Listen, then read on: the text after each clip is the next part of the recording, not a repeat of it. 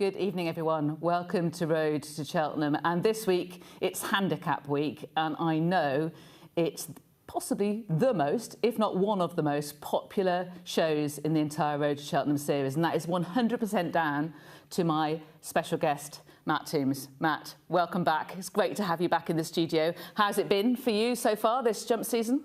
Fantastic. I think it's been one of the best jump seasons we've had for a while. I'm particularly looking forward to Cheltenham, not just the handicaps, but the Grade 1 races look more competitive than they have done for years. I haven't looked forward to a festival as much for ages. We're going to be talking about lots of different things with Matt, he and I together. We're going to go through all the handicaps individually and also talk about some general trends. Now, most of the roaders at home are familiar with your oeuvre, but you're often said to be somebody who presents trends, but you're not a slave to the algorithm, are you?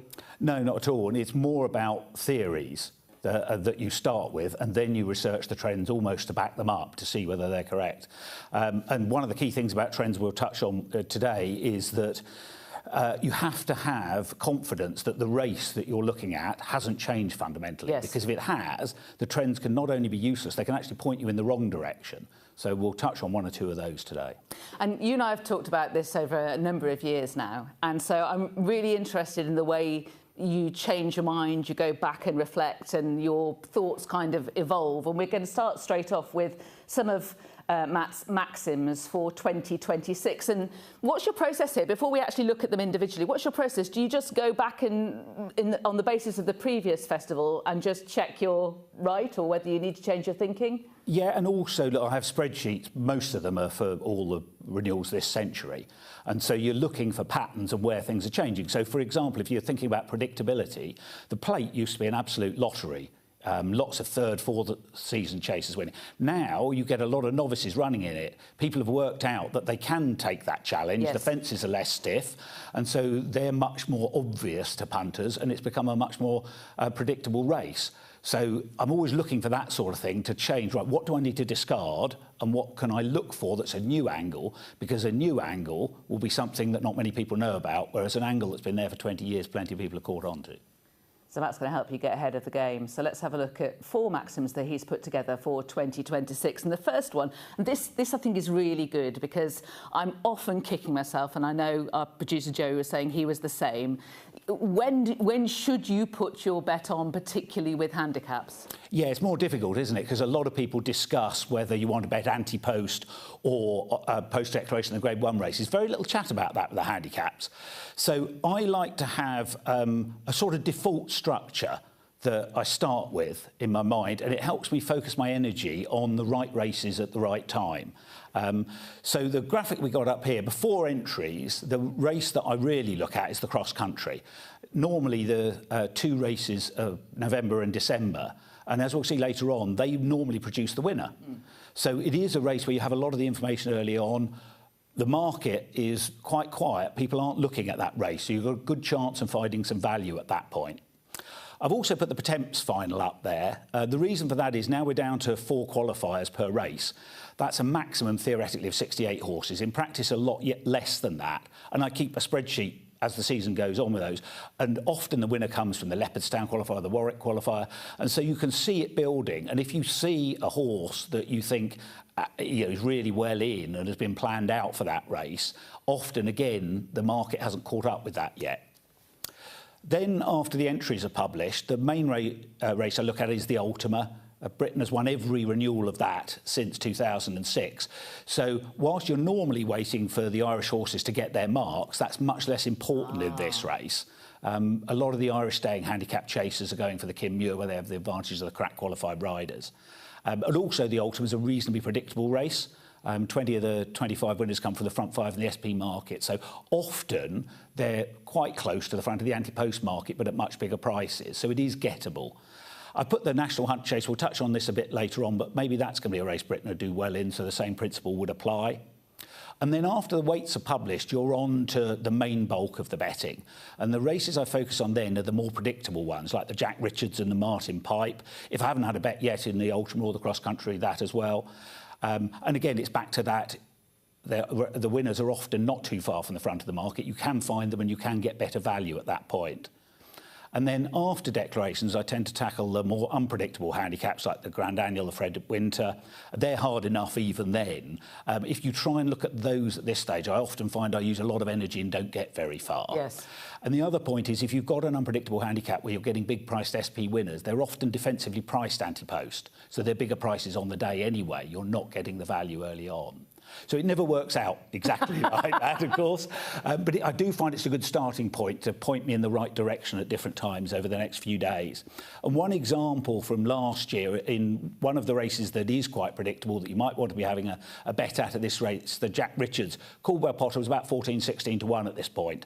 He went off 7 to 1. And so if you do leave everything until post-declaration, you are missing some of the value. OK, this is good news to me. You'll find out later in the show. I'm very relieved that you have said that. Personally, in terms of the Fred Winter, I'd like to leave it until the Saturday after Cheltenham. Yes. That would be my favourite point to tackle that race. So obviously some of those races you need to bear in mind that kind of view for next year, the likes of the cross country. But we've just had the weights out this week, and so some of the races, you know, Matt's advice would be to act now, but we'll go through them race by race later on in the show. Now, how about the rule changes in terms of that all horses in non-novice and non-juvenile races needing 5 runs in a hurdle or 4 runs in a chase before they can run in those respective kind of races at the festival? Yeah, I'm a fan of this. I think it's been a really good introduction. And it's also, we're seeing, pushing the horses into the Grade 1s. Yeah. They look at this stage much stronger this year, which is fantastic. There is a balance. I wouldn't want to see it go beyond 5. What I don't think you want is a situation where there aren't many unexposed progressive types and you're looking at a much less attractive punting puzzle. So I think that's good. But what I would like to see, and this is the graphic we've got up, it being 5 for the chases as well. So on the left-hand side, we've got the number of novices that have won. And I've used novices here rather than specific numbers of runs. The rules have changed. So just to keep it simple, 38% of the handicap chases have been won by novices, only 26 in the handicap hurdles. It's built in recent years. People have realised that what they didn't realise, I think, earlier in the century, that novices with a less experience but less exposed is a better combination. And it's gone up to 60% in the handicap chases, 35% in the handicap hurdles.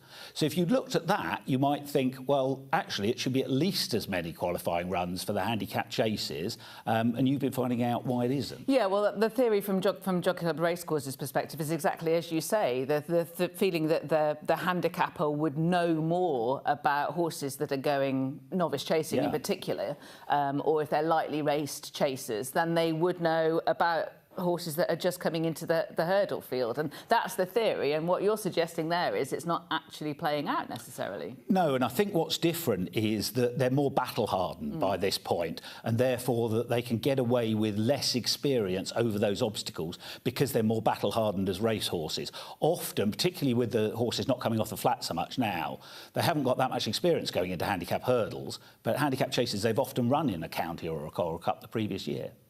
And I suppose also, if you've got a horse that's had a few setbacks over consistent seasons, I suppose time might be ticking on as well, and you could end up with a 5 runs to get into a handicap chase rule being actually punitive in a way that wouldn't be helpful potentially. But I mean, there's always winners and losers in any kind of cut-off, aren't there? Yeah, absolutely. This is one of my favourite ones, Blot or Not. Right. I love this one. We talk about it every year. Yes. So this is to do with the 2021 changes to the handicapping methodology, which the key one here was to drop horses who are struggling more quickly, which is a good thing, but does potentially lead to handicap projects. So the stats are the last 4 festivals. We can see that they're 8 from 127 if they run off a low mark at the start of the season. A little bit of profit there. But my real angle into this is with horses who were high-class horses and are actually dropping to the right grade in these good handicaps rather than good handicappers who are dropping to a lesser grade. Therefore, from 35, 229% profit if they won a graded conditions race over those obstacles. So one horse that I don't think too many people have been looking at this year is Dedicated Hero. He's down £7 to 123. He won a graded conditions race, the Rossington Main last year. Wasn't a particularly strong grade 2, but there were some decent horses in it. Royal Infantry is now rated in the high 130s. Crucially, he's still young. What you're not looking for is the veterans who are on the downgrade here. 7 years old, had 12 runs under rules. Now, he's been declared for the Moor Battle on Saturday, first-time cheek pieces of 123. He would need to win that probably to get into the Martin Pipe. He'd be right on the bubble otherwise. I don't think he'd get into the Coral Cup either way.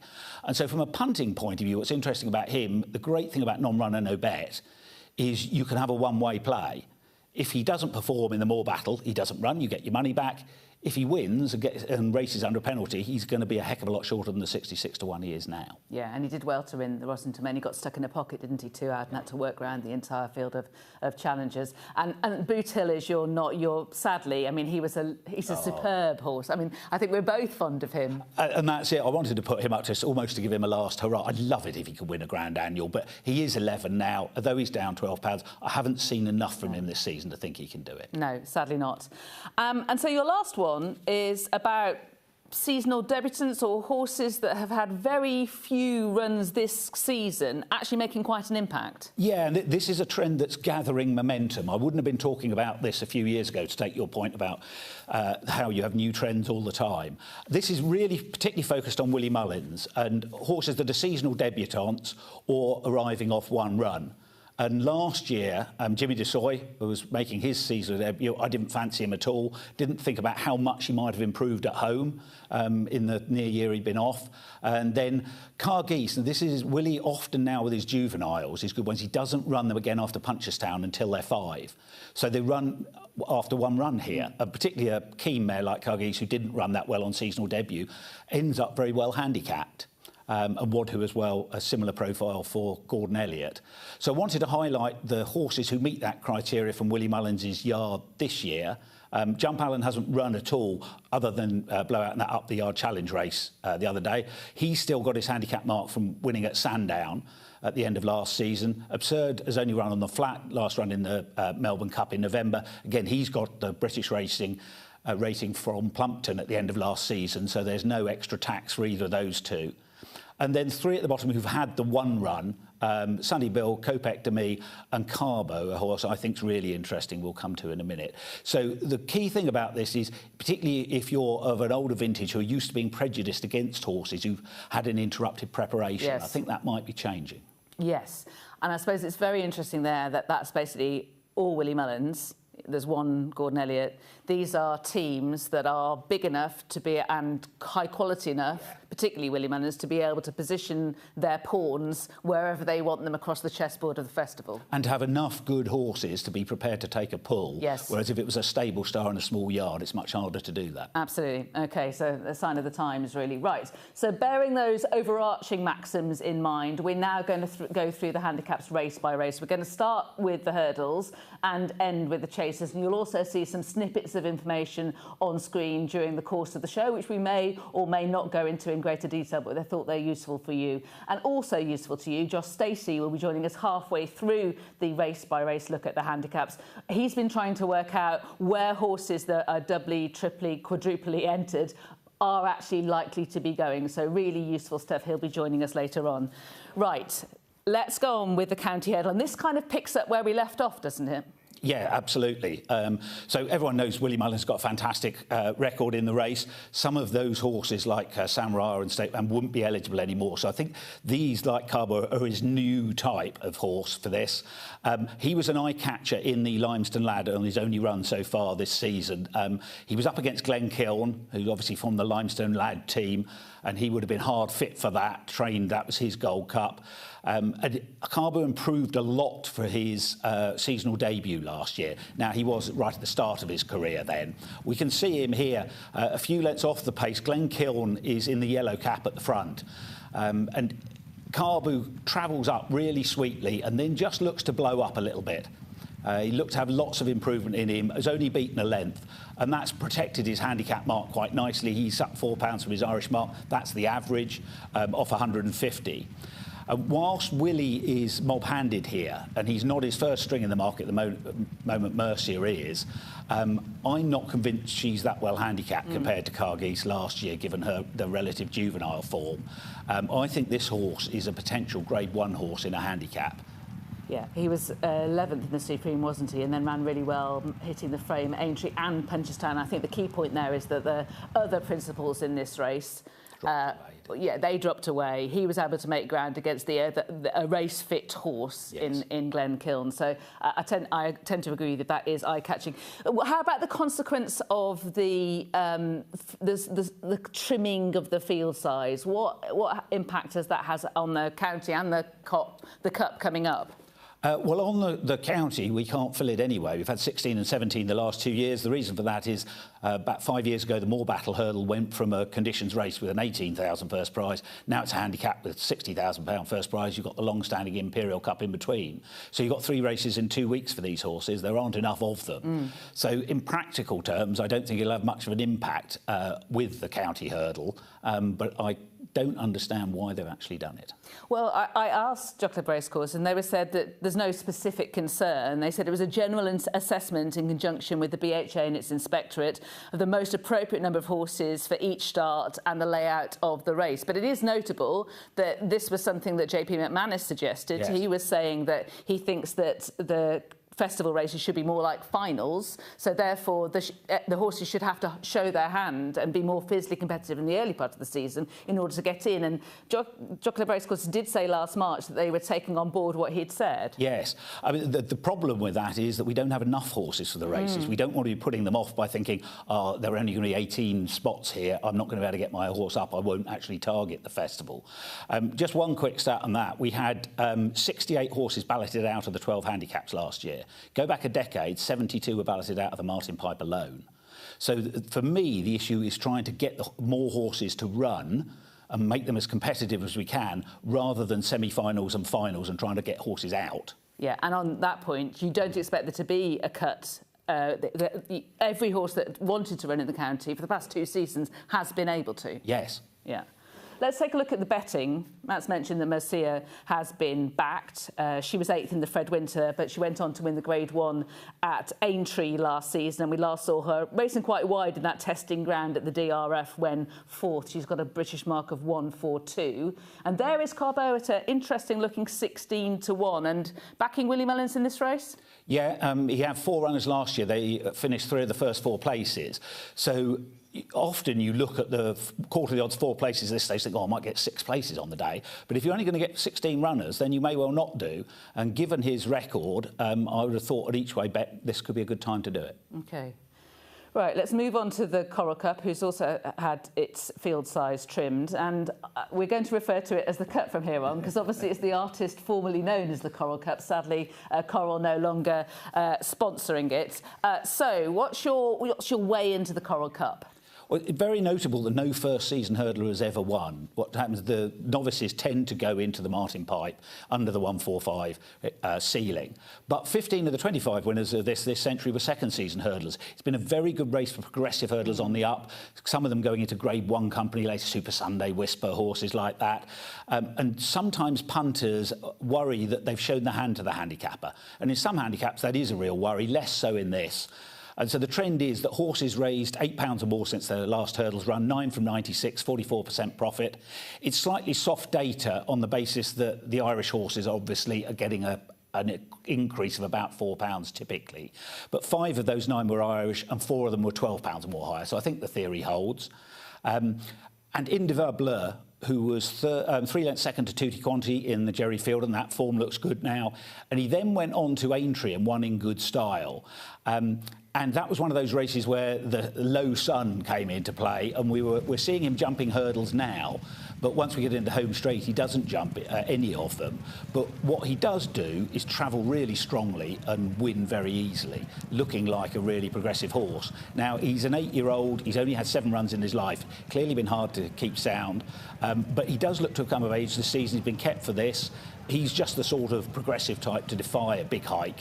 He's up £9 for Aintree, but as we can see him here, he really does look thrown in. Perhaps he can give Ollie Murphy that elusive first festival winner. Well, that would be good, wouldn't it? I mean, he's clearly been difficult to train. He was so impressive in that bumper at Wetherby, but that was way back in March 2023. Yeah. But clearly he still retains a huge amount of ability. You're predicting the mark needed to get a run as being 131. He's on 138, so safely in. Yeah. And that's down at 10 stone 3 currently at the current weights, if you're looking at that. So that's where you're seeing. Yes, I think so. Yeah, OK. Let's take a look at the betting, shall we, and have a look at that. Now, today, I started a joke, has been backed in some places. He was one of 7 on 10 stone 10, and you'll remember at the DRF was a narrow second to Bowen's on Fire. And Katira, of course, has been backed for this as well, due to comparisons that Dan Skelton, her trainer, made with Langer Dan, and that's obviously going to cause an avalanche of interest. It's 50 to 1 into those prices, 10 to 1 non-runner no bet on some places. We're showing you the anti-post prices, by the way, in those graphics, but in the non-runner no bet market, as short as 10 to 1 she is now. Yeah, you can imagine the Skeltons at home having a bit of a chuckle, having a bet. She's 50 to 1. I wonder what we can get her down to, telling everyone she's like Langer. I think there's a number of those. I mean, we'll be talking about a lot of... There's been a Skelton Stable Tour, hasn't there? Yes. And all of the horses that they've highlighted have sort of tumbled in. Your tip is in this race. I should just say, we have a terrible record. We should put that down on the table. Yes, first, shouldn't it can only get better. I love your optimism. It makes a change, in this studio. Oh, absolutely. So this is a theory I have about... You get the occasional race where there are 2 races going on, effectively. And my favourite example of this was the 10-up novice chase a few years ago, where Acapella Bourgeois just went out miles in front, didn't see another horse. And afterwards, there was this big debate about, was he the new superstar? Was he going to be the horse that was going to win the Broadway? Which was correct. But what there wasn't a debate about was what was happening in behind. Because if he'd got a soft lead, and to some extent if he was a superstar, there was another race going on. And in that race, Road to Respect won it by 11 lengths. But because he'd been beaten a distance, handicap mark stayed the same. He got the standard £2 tax for chasers coming over, and he won the plate very easily off 145, went on to win 3 open grade 1s. So I like to be trying to look for that situation. Now, this is nothing like as stark as that, but in the William Hill handicap hurdle at Newbury, Tutti Quanti got a bit of a soft lead up front because the 2 horses who tried to go with him were burnt off fairly quickly. He got to dictate, then he got a breather in the 3rd quarter of the race, then kicked on and won unchallenged. Now, it might be that he, on heavy ground, is borderline champion hurdle class. Well, they're thinking about potentially supplementing him, aren't they? And if so, off 138, he's lobbed in. So if that's the case, there's another race going on, and Wellington Arch has won that race by 18 lengths. So he was a really progressive novice last season for the O'Neills, ended up winning a Premier Handicap over 2.5 at Aintree, ran well at Punchestown with Iberico Lord, in Postoir rather, and I thought he just had one run to blow the cobwebs away before this. I thought 2 miles and heavy ground was not quite what he wanted. I thought 2.5 and better ground would suit him well. And so it might be that he's put up a really good performance there, quite a few pounds ahead of his 132 mark, but has been left on it.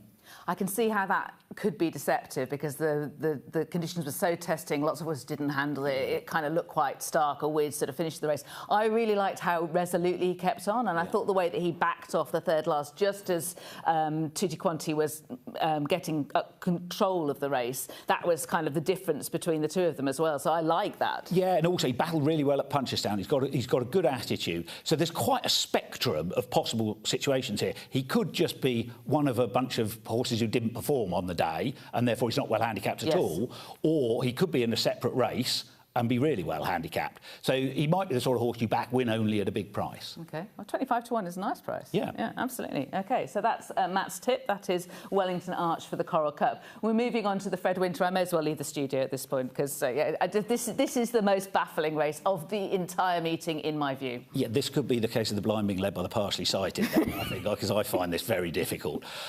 So the general point, always in handicaps, there's a balance between getting enough experience and not showing your hand to the handicapper. Juveniles in particular. So is a sweet spot having had lots of experience under rules but only the 3 runs over hurdles, and the stat we've got is that in the last 15 renewals, horses that had only 3 hurdle starts, 10 or more starts in total under rules, 5 from 52, 62% profit.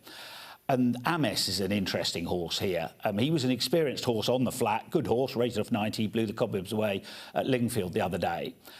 He was pretty good on his first 2 starts over hurdles, and then he ran in the Wensleydale, his 3rd race in a month. And he jumped the first 5 or 6 hurdles really well. On the Race IQ data, he only lost just over 2 miles an hour at those flights, which is really good for a juvenile. And he was up against Manella Study, and at the time Ames was a 2 to 5 shot and was expected to win this pretty easily. We found out that Manella Study is very good since then. He's 7 to 1 for the Triumph. So Ames's jumping just went to pieces the last 3 hurdles. Manella Study made a mess of 2 out as well. And I thought Ames would just curl up at this point, but he kept going, and he's not beaten very far. Now, he's rated 128. Manella Study, who has gone on and performed again, is on 139. Now, he may just have improved a lot. We don't know how much Ames has improved. But on that bare form, he could be well handicapped here. Yeah, you can look at that race solo, and it's a microcosm. You can argue it brings down Manella Study, or it pulls up Ames. Yes. And as you say, so 9 runs on the flat for Ames, so he's got that experience for James Owen. And most recently he ran on the flat, didn't he, at Lingfield? Yes, and it did look like a bit of a blowout. Any concern about deep ground? Yes. Yeah. This happened 2 years ago with Lark in the Morning. I remember he was anti-post favourite, wasn't he? Must have a sound surface, came up heavy, drifted like a barge and won anyway. But I think James Owen has said he thinks he'll go on soft, but not on heavy. OK. So in terms of the mark that you need to get in, Matt's currently predicting 127. That's Clycott on 11-1 at the moment as things stand. 125, sorry, apologies, 125, my mistake. So let's have a look at the betting. And this is the Fred Winter betting, and today Munsif has been backed for Charles Burns, and this horse ran on the flat for Roger Varian. Yep. Has taken quite a strong hold. He's worn a hood the last twice, and he looked like he was capable of much better at Naas last time, didn't you think? He does. I'm just always worried about how horses like that will take the hullabaloo of the day. Yeah. Maybe they're more ones for backing him running. OK. Let's move on to the Pertemps Network final, shall we? And you've got a view about, and this might surprise people, but older horses, therefore necessarily more exposed horses with a particular angle. Yeah, this is about first-time headgear. This is quite a divisive subject. Punters have very different views on this. My view is I'm much more pro first-time headgear on an older, more seasoned campaigner who just might need a little bit of lighting up at that stage of their career than it is, say, on a novice, where it might be a sign if it's a hood that they're just going to pull too hard, or if it's blinkers and cheek pieces that they're a bit quirky and they're just not going to put it all in.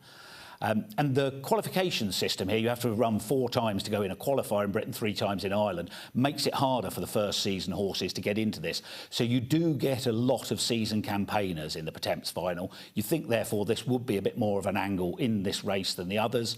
And the trend is that horses wearing that headgear for the first time, 6 from 46, you'd have more than doubled your money backing them.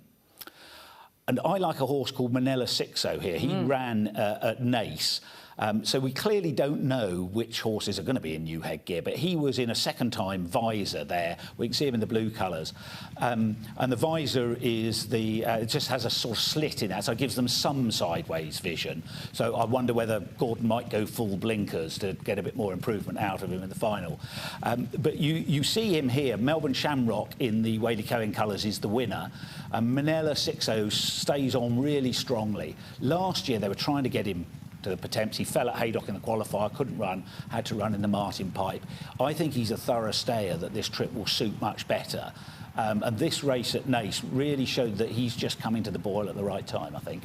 Gordon's won this 3 times, and his record in recent years has been particularly good in the handicap hurdles. He's won 1 at each of the last 4 years. And he likes a headgear switcheroo as well, Cider Burley. Always worked there, didn't it? Yeah, absolutely. Quite regularly. Right, so at the moment, the mark that Matt predicts to get a run is 122. There are 3 horses currently on that. That's at 9 stone 5. But let's have a look at the betting. Supremely West Skelton alert, has caught the eye. Also caught the eye of the stewards, subject of a running and riding inquiry in November, because they noted that Harry Skelton had stuck to the inside, whereas other two rides on the day on the hurdles track, he was on the outside. He said that he was following Gower Road. This was a horse that was quite keen, and he wanted to sit prominent but get some cover, and Gower Road was the horse there to provide it. But I think that Supremely West is quite an interesting contender in this. How about you? I do, and I think this is much more open than it's. You might seem to think this would always be wide open, but sometimes you can see 3 or 4 horses who come out racing like the Leopardstown qualifier that you really strongly fancy, whereas I can make a case for 10 or a dozen at the moment. Okay. So if you've gone through 4 days of the festival and you haven't had a winner, it's all down to the Martin Pipe. I know a man who can help you. And I think this is one of the more gettable races. The 145 Racing Sealand keeps the proven classy horses out. They go for the Cup. And you get quite a lot of embryonic Grade 1 horses in this in consequence. 5 of the 14 winners subsequently won a Grade 1. Another 5 have been placed in 1. So much of the field is what you'd expect for a 0 to 145, slightly lower class, but with the odds potential star in it. And the trend is that since it became a 0 to 145 in 2012, horses rated higher than 140, 7 from 55, 61% profit. And to me, that makes sense. They're going to be right near the top of that ratings band. There aren't so many in it this year, and that might be part of the 5-run rule. So if we can find one, they've probably got an even better chance than usual. And the one I'm interested in is the Passing Wife. He came back from 461 days off to be just behind the Devil You Know Skylight Hustle in a hot maiden at Goran in early November. Now here we're seeing him in the Royal Bond, where he gets outpaced and you think he's going to be beaten 10 lengths here. But he finishes really strongly in the blue colours. Cocktail Divan and Blake are fighting out the finish. But this is 2 miles, and with another furlong he would have won, possibly less than that. The jump index is interesting here. He was down at 6.6 in the Royal Bond. When he stepped up in trip last time and beat the much vaunted Dr. de Menil over 2 miles 3, he jumped much better at that pace. He was up to 8.8 on the Race IQ data. So he definitely looks like the sort of horse who will be improving for the Martin Pipe trip. Little bit of a question mark about the Gavin Cromwell form this season. They've been a bit in and out, but worth remembering, it is a bit of a streaky yard. 5 years ago, they were really out of form coming into it. Had a couple of winners at Punchestown just before, and then Vanillier and Flooring Porter both won at double-figure prices. So one of the things I always try and make myself do, and it's hard at the festival, end of Tuesday, you want to look at Wednesday's cards, try and find some winners. Do try and look back through Tuesday, look for some collateral form lines, look for some stable form lines, because that can give you a really big edge. So perhaps with the conditionals race here, Owen Staples, one of the hot conditionals in Ireland, will be a big advantage. Now, Gavin's talking about the Albert Bartlett.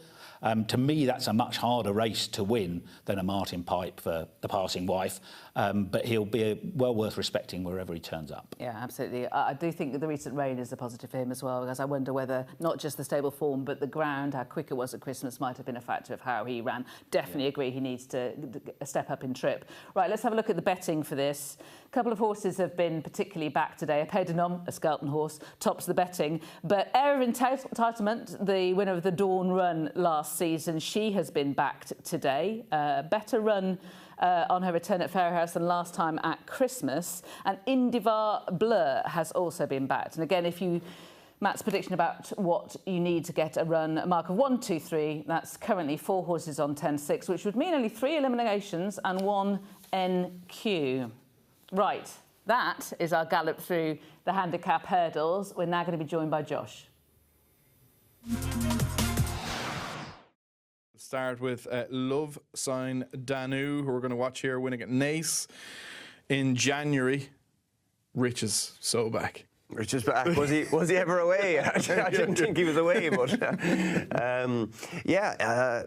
fine big horse, 16-2, typical point-a-pointer by Goliath the Burley, they're raving about in France. Won his point-a-point well, not flashy at home. You know, there was a reason I kind of marked him for a 2-mile 2 around Naas. I thought that would suit him. But, you know, he obliterated the field. And I think he's very good temperament. He settled very well. He went a high tempo, kept it up. I don't think he's a horse that has a massive turn of gear, but I think he's very high cruising speed. And, you know, to me, he's to look at, he reminds you of the likes of, you know, Florida Pearl and the Banquet, those big 3 Mile Chasers, who won the bumper.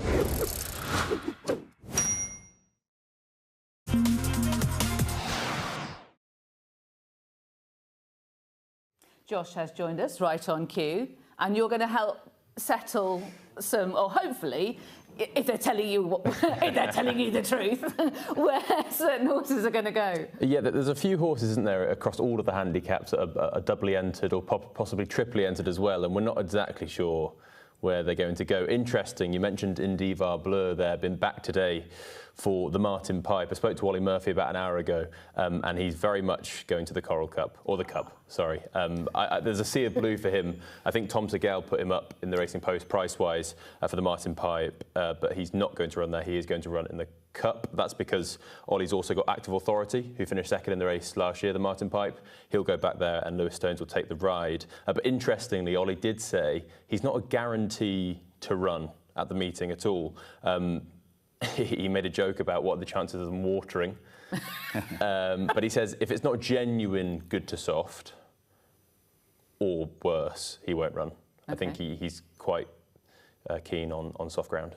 Matt, what are you anticipating? I know we're a long way out, and ground guessing is one of many guesses that we'll have during the course of this hour, but what are you sort of basing your mind's eye on?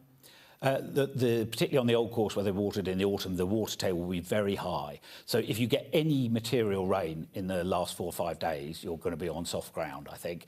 But if you don't, then it will dry out, and you can get what I think is perfect jumping ground. Would be good to soft where there's a very high water table, but it dries out on top. Sometimes the times then can be deceptive because they can be quite quick, but soft ground horses still win because they can let themselves down on it. Okay, what else have you got? Yeah, I spoke to Ollie as well. He said that he would like to run Resplendent Grey in the Ultima. So if he gets it his way, and possibly not the owner's way, he'll go to the Ultima rather than the Gold Cup. Interesting. We had a bit of news as well with Iroko today, who's going to run in the Ultima, not running up this weekend. What does that mean for Jaguar? We're not exactly sure, but an interesting contender. Another chaser, Cocktail Divan, lots of talk about him. I spoke to Gavin Cromwell this morning. He said, Henry de Romhead this morning, and he said 50-50, Brown Advisory and Jack Richards. And they're going to wait, I think, until both races develop. But he was given just £1 by the British handicapper. He was 149 in Ireland. He's 150 over here. It's tempting, isn't it? What's your view on stamina for him? I'd be concerned. I think they're right to wait because you want to see how the Broadway shapes up. But it's looking like a bigger field this year. No star, so more might have a go at it. You might get a stronger gallop. And I would be concerned after that run behind Oscar's brother in the Florida Pearl that he wouldn't get home in a strongly run Broadway. Yeah, trip-wise, the Jack Richards feels the right fit for me. What else? I think so as well. Gordon Elliott, Jacob's ladder was declared for the Flying Bolt this weekend at Navan on Saturday. And he's quite short for every handicap he's in. He's entered in 3. His biggest price is 16-1. He's in the Jack Richards, the Grand Daniel and the Plate. He's staying in Ireland. He won't be running at the Cheltenham Festival, from what Gordon Elliott said just a couple of hours ago. I also asked him about Highland Crystal. Interestingly, she's 50-50 to run in the Fred Winter or the Triumph Hurdle, so they've not made a decision with her yet. I think people were just assuming because they have Monge Toot that Monge Toot would go to the Triumph and Highland Crystal would then go to the Fred Winter, but not going to be the case, which I think is interesting. And then I spoke to Nicky Henderson as well at the Gallops morning on Tuesday, and he said Man Lager, definitely the Fred Winter. We know about that, but she's definitely a player, but she doesn't have that experience, the key experience that you said, Matt, so she's got no chance. Watch her bolt up, but just back that. An interesting one in the Pertemps. Emmett Mullins, you have to respect all of his runners. He's got 2 at the moment, Manila Emperor and Melbourne Shamrock. Now, I think what's important to know from a punting perspective is Manila Emperor is the shortest of the 2. He will have Michael O'Neill on, who is an amateur rider who owns the horse. So Donna Myler, who's probably first-string jockey for Emmett Mullins, will be on Melbourne Shamrock, who's a slightly bigger price. But then Melbourne Shamrock won the Pertemps qualifier, Matt. So again, no chance. Yeah, the Pertemps qualifier winners, 2 from 124 this century. The last one was Fingal Bay in 2014. You also mentioned the passing wife, Gavin Cromwell, spoke to him. He kind of admitted in his William Hill column that they were going to wait until ground conditions and they were leaning towards the Albert Bartlett. He kind of said, again, 50-50, not really sure at all. So I think people that have backed him for the Martin Pipe, I wouldn't completely rule that out. So he's interesting, but probably one to be slightly wary about if you're backing anti-post rather than non-runner no bet. Yeah, okay. I want to head towards the no bet market. Is that it in terms of news? That's it in terms of news. Okay, so you're going to join this tipping party, aren't you? And maybe you can be the charm that turns this around for us, because we have a torrid record. Unfortunately, I wouldn't get your hopes up. But I quite like one in the Kim Muir, trained by Joseph O'Brien, and not guaranteed to run there, but I think Kim Rock is very interesting. He's currently 12-1 non-runner no bet. He had plenty of experience over in France, over fences. 3 runs in Britain so far. 2 of those were at Cheltenham, and both of them were over 2 miles and 5 furlongs, and he wasn't beaten far at all. I just thought this day at Leopardstown, he travelled into the race like he has done so many times this season really well, but didn't have a turn of foot to go with them when they went by. And I did think he still galloped resolutely to the line. I think a step up in trip, which Joseph has hinted at, will be a positive one. He's been given a relatively easy time by the handicapper. He was 1:29 after this run over in Ireland. He's only 1:31 over here. And I do think, looking at the options, although he would get into the ultimate, I could see him running in a Kim Muir with a high-class amateur on. He would hopefully get in. I think you're predicting 127, which I'm sure you'll get onto later. Off 131, hopefully he gets in, and Kim Rock, I think, has got a big chance. Yeah, I really like that run at the DRF. He returning from a break, wasn't he? He was bang there, and the 4 horses that went past him were much more patiently ridden, so I can really see him building on that run. Thank you very much for all of that news. That was absolutely invaluable. We are now going to move on to the chases.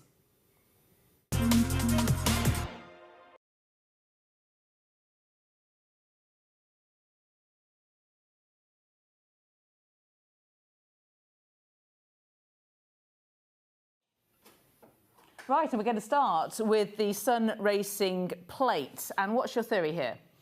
So this is a more general theory. I'm a strong believer that it's the handicap mark, not the weight a horse is carrying, that matters. If a horse is fairly handicapped under prevailing conditions of 130, it should run to 130 whether it's carrying 12 stone or 10 stone. But when you think about claimers, so often horses are claimed off if they've got a big weight, which doesn't follow that logic at all. Yeah. Now, there are some reasons for it. You might find quite a lot of exposed horses who haven't got a great chance, and they're young conditionals getting some experience on them. But even so, and so if you do see a really good young claimer being jocked up on a horse much lower down the weights, it can be a sign that they really fancy the horse. And the trend here, this is just in the plate. Horses ridden by claimers carrying 11 stone or less before the claim's made, 7 from 62, you'd have more than doubled your money backing those. And just looking at the bigger picture overall, if you take out Martin Pipe, no claims anymore, the Kim Muir, where the claims are different because of amateurs, top weights, the claimer ridden 1 from 61 this century. But of the 26 claimer ridden winners, 18 of them were due to carry 11 stone or less before they were claimed off. Right. So what I'm interested in here, and we don't know the rider arrangements yet, clearly, for these horses, but Will the Wise. Now, he won a Pertemps qualifier last year, and I was thinking, oh, is this horse a thorough stayer? But we're watching him at Galway here. This is only over 2 mile 2, and he actually is a really strong traveller, and he's the sort of horse who has been running over 3 miles the last twice in handicaps, and I can see him really improving for dropping down to the plate with forcing tactics. That works very well in that race. And Keith Donoghue, he hasn't ridden at below 11 stone in the last year. At the moment, Will the Wise is on 10-12. Gordon said De Capo might run, so he could well stay about there. We mentioned Owen Staples in the context of the Martin Pipe. He'd be able to claim £5 here. So if he's jocked up, I think Will the Wise could be a really interesting runner here. I like it.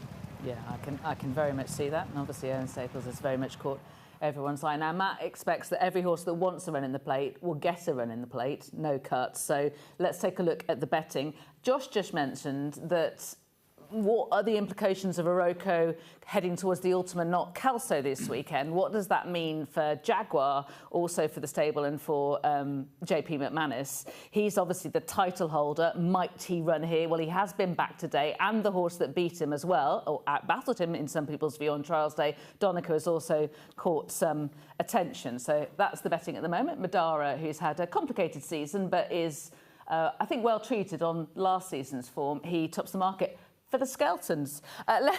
Let's move on to the Ultima now. Yeah, they tend to go really strong gallop here, and that makes it slightly different to a lot of the 3 mile handicap Premier chases that we see. It's become a bit of a specialist race, therefore, because a lot of these horses get a bit taken out of their comfort zone. It's also been a reasonably market for punters. 20 of the 25 winners come from the first 5 in the SP market. So the trend is that horses that have won have been placed before, 5 from 49, 35% profit. And since the foot and mouth year, 6 winners have come back, tried to win again, both in Tompor 2 and Corach Rambler from Lucinda Russell and now Michael Scudamore's stable have successfully done that. And at the start of the season, there was a lot of chat about Mayertown as a Gold Cup horse. Because he was very raw. And we're seeing him at the start here. It was a bit of a shambles of a start. He got one of the better starts, but he made pretty much all the running. And he's jumped much better here than he has in a lot of his other races, and that's been the problem. That's an understatement. So he fell halfway in the Coral Gold Cup. Then in the Peter Marsh, he was actually jumping and travelling like a winner then, blundered 3 out. The yard was a bit quiet and he could have been forgiven for folding then, but he stayed on pretty well. And I thought, yeah, you're still well handicapped at this point. Then ran in the marathon handicap at Haydock and didn't get home. So he's the classic sort of horse that punters at the start of the season were all over. And now, oh, he's a bit of an enigma, or he just can't jump, or he's gone the wrong way. And that might be true. But he is still on the mark of 142. And based on this, I could see him easily being a 150s horse. So he's a chancy proposition, but if he puts it all together and jumps like he did last year, he could do another repeat as Corach Rambler did. Funny enough, I misremembered this race, and when we went back over it, I remember there were 2 full starts, weren't there? And it was a standing start, 3rd time lucky. And I remembered him getting a bit of a flyer on the rest of the field. Now, that isn't quite what happened, is it? It's because the horse that was most closely attending him at the first fence, you know, fell. Dreams, wasn't it? And it had a shuffle back impact, didn't Yes, it? But he did control the race. Yeah, and they didn't go as quickly as they sometimes do in this race, albeit quite a lot of them seem to finish tired in behind. But he did get the run of the race a bit out front. But I wouldn't be surprised if something like that happened again. OK, let's take a look at the betting. By the way, again, Matt expects every horse that wants to run in the Ultima will be able to get a run in the Ultima. Jaguar is still there, but bear in mind Aroko is heading towards this race, and Kubakwa, who we'll be mentioning in passing, is also a potential horse to bear in mind here. Right, we're moving on to one of the 2 novice-confined chases, and this is the National Hunt Chase, the race formerly known as the 4 miler, now the not quite 4 miler. Absolutely, it's good you've got the lingo going.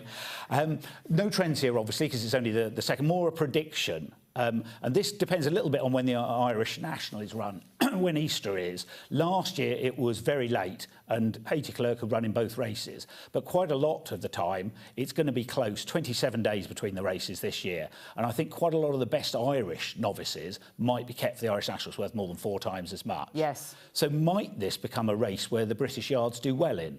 Last year, 6 of the first 7 home British trained, even though there were 8 Irish horses in the 18 runners. And Newton Tornado's a horse here from the same yard that won it last year. This is him at Cheltenham, and he be described as one of those horses who's a good jumper until he isn't. He put in some excellent leaps and then fell here.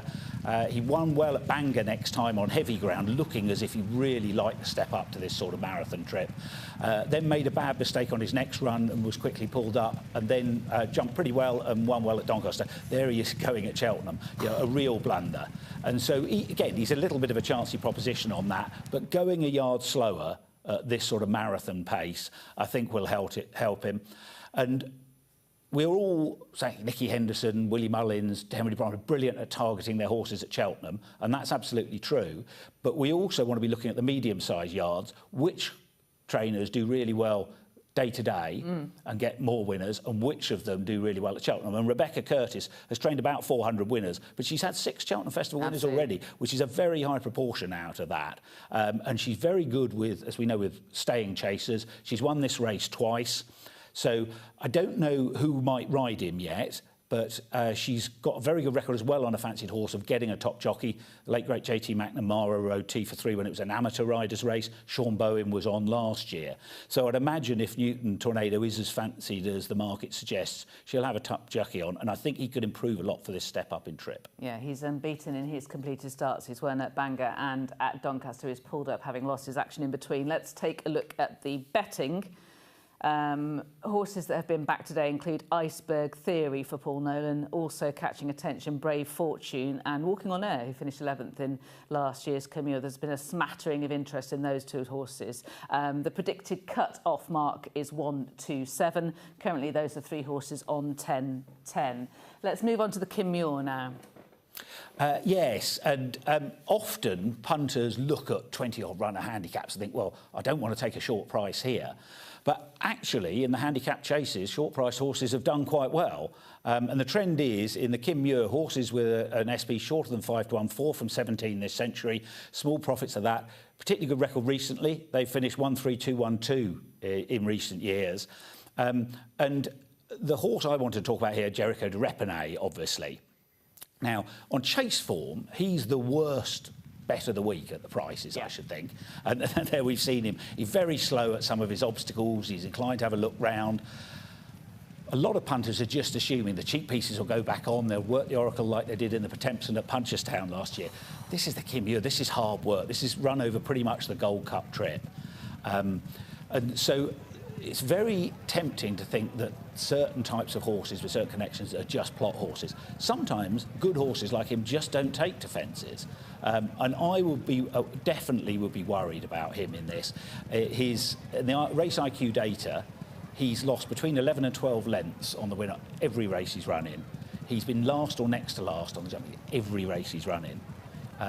And so I want to go with an anti-trends proposition here and basically saying, yeah, the short price favourites do well. He's one to take on. Yeah, I always enjoy that race, that Wincanton race, where Nico de Boinville looks like a jealous husband. He never took his eyes off Regent Stroll at any point during the run-in. Let's take a look at the betting. And Waterford Whispers, who of course was second in the Martin Pipe in 2024. He was the beaten favourite. Better Days Ahead got the better of him. Really good run when third at the DRF in the O'Driscoll's Irish Whiskey on his last start. Now, he has been back today, and I think that's probably quite significant. There he is at 20-1. In terms of the mark you need to get a run, again, Matt is predicting 127, and there are currently 6 horses on that mark. They're on 10 stone 6. Right, cross country is up next. Yes, the ultimate specialist race, even a specialist race within a specialist division, because unlike Punchestown, the course had to be shoehorned into the middle of Presby Park in the 90s, very tight. You don't get to gallop really very much, and then you sprint at the end of the race. And so it's all about keeping on an even keel during the race and then having that ability to sprint. So the trend is 16 of the 20 winners so far have run in one or both of the course and distance races earlier in the season. Now, that's obviously not to say that Stumptown will have forgotten how to take this course or anything like that, but he had a really hard race in the Velka-Pardubika. I've been to that and walked the course, and you walk over ploughed fields and things like that, and I wonder if it might be the cross-country equivalent of the Betfair Chase, which you can have a really hard race in the autumn that takes the edge off you for the rest of the season. And Gavin said immediately after that he's probably not going to run again before Cheltenham. So be prepared to take him on. Favori de Champdou, brilliant at the rearrange race in January. And he had bounced back to form by winning the Paddy Power Leopardstown Chase at Christmas. That of 140, I mean, there are not many horses in this race who could do that. Yeah. And that was on yielding ground. He won on soft ground. January, and he's got back form at Limerick on really deep ground, and that's important because the ground is much more natural out there. It's harder to predict what it is, so a horse that's flexible is a big advantage, and I think he's got a really good chance. He might go off favourite. Yeah, he's second favourite behind Stumptown at the moment. We should just mention, watch your bets, because there's a rule here about the cross country, isn't there? And it depends on how bookmakers are going to treat it. So if you're more than £15 out of the handicap, you're not able to run. And this is relevant because Stumptown is on 162. Yes. Now, Paddy Power have said that the horse must be declared, but if the horse is declared and then eliminated, they would treat it the same as if a horse has been balloted out. So that is vets are void. So make sure you check with your bookmaker. That's the key point. Check with your bookmakers. This is a brand new rule, and it'll probably take a time to get an industry consensus. Yeah, OK. Right, we're moving on to the Grand Annual, a race I love, a race you're less keen on. It's my favourite race of the entire festival, but I've got a terrible record. Why is it your favourite race then? I just love 2-mile chases, okay. And it's a fantastic spectacle. So I'm tempted to just hand straight over to you, but you can tell me the winner at the end of it. So is a specialist race because it's 2 mile chasing. There are not a lot of horses who can run quickly, but because of the uncertainty of which horses get into a rhythm, which have luck in running, you often find that horses who've run in the race before, but the cards haven't fallen for them, come back and run well again. And in the last 20 years, horses that have run in the Grand Annual for 8 from 110, 70% profit. And that's in contrast to the Ultima, where they've almost always run well in the race before. Here, a wide range. Tiger Cry was second, Oiseau Denis was pulled up. So I'm interested in Jasco de Dam here. He's ridden prominently, which is good for an old course Grand Annual. And this is last year's race. He was 7 lengths fifth off 131. Got slightly balked coming around the home turn, bit interfered with him again, made a mistake at the trap, he's second last, so didn't get a clear run even on the run-in. He ran a good race back in October behind Calico, who then went on to win another 100-gram race. He's now £11 higher. Jasco de Dam still on 136. Henry de Bromhead particularly good with 2 milers. Yes. 7 of his 25 winners at the festival been in 2 mile chases, including Moscada at 22 to 1 in this 3 years ago. So he's one that is a decent price, and you want something at a price here. You definitely do. Unexpected Party went at a very big price 2 seasons ago. He's second here to Jazzy Matthew, again is a returning festival winner. In terms of the predicted mark, you need to get a run 130, Matt thinks, and there are 2 horses on that at 10.3, which means only 5 eliminations potentially for the Grand Annual. Let's take a look at the betting. Ryan's Rocket in particular has attracted some support here today for Fergal O'Brien. I suppose you might ask a jumping question, but he was going well behind Thistleask in the Desert Orchid when he made a bad mistake and unseated his rider at the 8th. He'd previously run at Newbury. Right, final race, and it is the Jack Richards. We're back amongst the novices handicap chase. What are your thoughts here? So very few handicaps, understandably, there where there's a really strong trial for them. But this is one, and the Timeform Novices Handicap Chase on Trials Day is one of the strongest races of all, including all the Grade 1s during the winter, producing festival winners. 13 so far this century, joint 5th on the list. The trend is that runners from that race 4 from 27, 54% profit in the Jack Richards, but also won Grand Annual Plate, Ultima. So it's just a strong race, which you can be following the form for. And Jordan's Cross won it this year in good style because he was a bit off the pace. He had a bit to do, and he finished really strongly to mow down Quebecois, showing a good attitude. Quebecois is going to go for the Ultima, so if you like related contingency doubles, you could put those 2 together. And often the difficulty we have in this race is that they're multiple entered. And we talked about Jaguar last year when he was anti-post favourite, ended up winning the Plate. And they've got an even better record, the Plate winners. They finished 2-2, 1-2-1. But Anthony Hannibal has made our life a lot easier because he's only entered Jordan's Cross for the Jack Richards.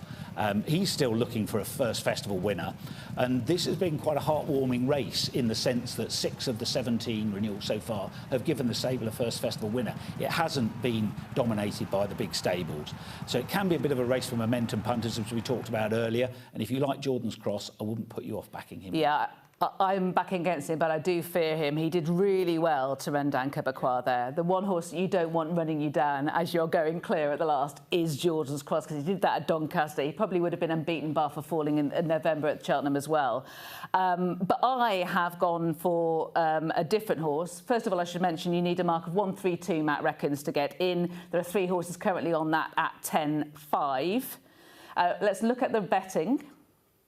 And we have the likes of 6 Mile Bridge for Fergal O'Brien has been back today. Also Cocktail de Vin, who's second favourite on that show. But I like a 16 to 1 shot. Meet Me by the Sea. Now, this will come as no surprise to people who've been listening carefully during this series. I love the way this horse jumps. So this is his run 2 starts back at Ayr, where he gets outpaced on the home turn and he looks in trouble. And this was a pretty deep race, and Dedicated Hero is there in 3rd place at this point. Look at the ground that he makes up so readily. And the thing I really like about him is how good his jumping is. It's really, really efficient. If you go back to his hurdling form, I thought he put up his best performance when 3rd stepped up to 2.5 miles in the EBF Novices Hurdle Final at Sandown on Imperial Cup Day. I think he just got swamped by horses with 8 speed. So he has run in the game spirit. He's finished stone cold last. You can't see him from 5 out. But I like that as a prep. You know, hiding in a conditions race. He's such a good jumper. He lands with so much momentum. He's ready for the race. So they've actually managed to get the extra run in a really efficient way. Yeah, I agree with you. I liked that play too. So although it looks like a negative, I actually think it's a positive, and I'm relieved to hear that you do too. So 16-1 anti-post, and bearing in mind he's only got an entry in this, why wouldn't you do that rather than the across the board 12-1 no non-runner, no bet? Right, well done. You've managed to go through all of the handicaps within the hour. That is some feat. Well done to you. Hopefully we've highlighted a couple of winners. I'm sure we have. I hope you've recorded this show. If you haven't, make sure you watch it in one of the repeats or go onto YouTube, because as ever with Matt, it is so packed with information. Thank you so much for everything that you've brought to this show. Every year it's absolutely brilliant, and it's great to see you. Pleasure, Lydia. Really enjoyed it. Thank you. And thanks also to Josh as well, who gave us that crucial information about some of the targets. Now, we need to think about next week's show, because that is our magazine show, as we call it rather poshly. It's a little bit longer. It's on for 90 minutes. It's on at an earlier time as well, of 7 p.m. So make sure you join me and Ruby and some special guests. And when we've booked them, we'll know who they are. Thanks again, Matt. Thanks to Josh. Thank you for watching. We'll see you soon. Good night.